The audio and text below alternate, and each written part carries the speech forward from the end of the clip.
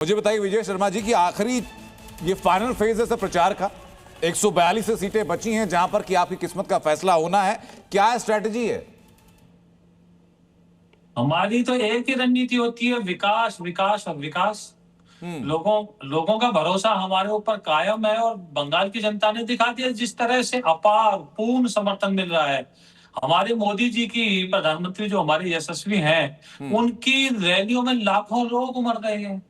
जिस तरह से हिंसा कम हुई है, टीएमसी के गुंडे बार बार डराने की कोशिश कर रहे हैं। अगर आप दिखाएं तो वीडियो में दिखा दूं कितने सारे टीएमसी के गुंडे घूम रहे हैं। अब तो राहुल गांधी जी भी आपने बताया थे किस तरह से कह रहे हैं कि टीएमसी के गुंडे हैं।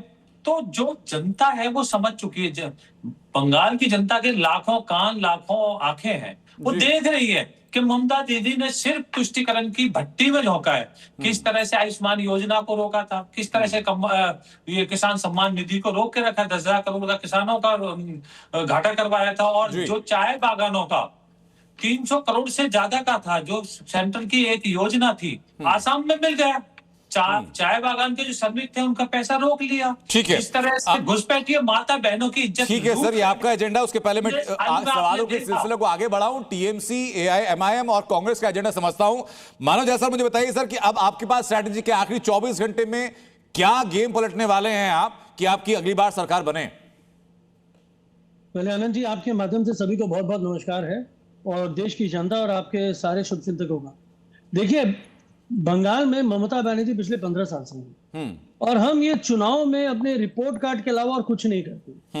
हमारा रिपोर्ट कार्ड और हमारा जो माताओं के साथ, बेटियों के साथ, भाइयों के साथ जो जुड़ाव रहा है, जो जनता के साथ जुड़ाव रहा है, वो हमारा 12 महीना निरंतर चलता है। आप उसको कैंपेन बोल दें, आप हमारी नीति बोल दें, या अंतराल में आप उसको बोल दें कि भाई हम जनता से जुड़े हुए माँ माटी मानुष की सरकार। जहां तक बात है भाजपाइयों का, ये हवाई सरकार है। ये मोदी जी को दिखा के, उनको बता के जमीनी स्तर पे ये बिल्कुल बिल्कुल बिल्कुल खारिज हो चुके हैं।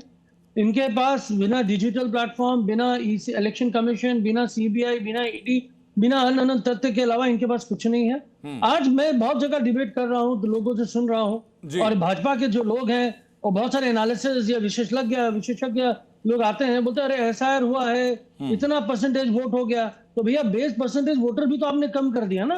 ये तो वही इन्फ्लेशन, वही जीडीपी ग्रोथ, वही आपका डेवलपमेंट मॉडल है। लेकिन वो वोटिंग टर्नआउट सर आपके 148 142 जो सीटें, इस पर फर्क नहीं डालेगा कि वो 10% बढ़े हैं कि 2 से 3% बढ़े हैं। जो 64 लाख शुरुआत में डिलीट किए गए थे उनका क्या इंपैक्ट है, ये वोटिंग पर फर्क नहीं डालेगा सर। लेकिन मेरे पास दो पॉलिटिकल प्रवक्ता और हैं, उनका मैं रिएक्शन जानना चाहूंगा। अजय उपाध्याय जी, जवाब लेना जी मैं लौटूंगा मानव जायसवाल आपके पास।